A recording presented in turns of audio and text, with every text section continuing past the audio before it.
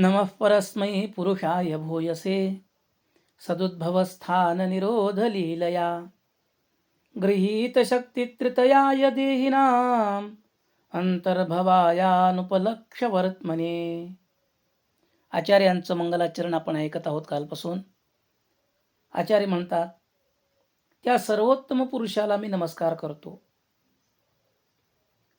की ज्यांचा महिमा अपरंपार आहे. भूयसे म्हणजे अपरंपार.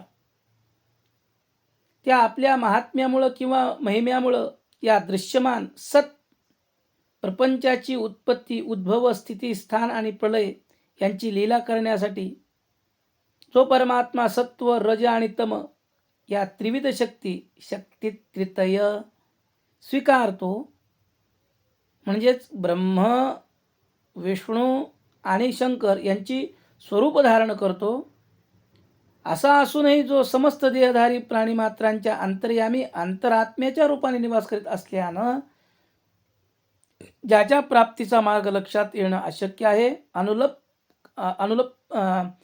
अनुपलक्ष वर्त्मने. वर्त्म म्हणजे मार्ग.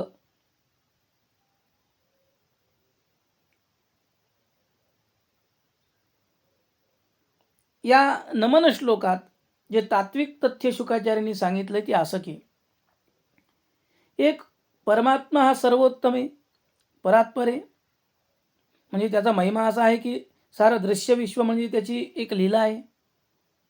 ब्रह्मांडाची उत्पत्ती, स्थिती आणि प्रलय सहज लीलेनं नित्य होत असतात त्याच्या. ही सृष्टीस्थिती संहाराची लीला करण्यासाठीच तो आपल्या स्वायत्त प्रकृतीचं त्रिगुण स्वेच्छेनं ग्रहण करीत असतो आणि स्वतः निर्मिलेल्या चराचर प्राणीमात्रांच्या अंतरंगी जीवभावाने तो स्वतः निवास करीत असतो.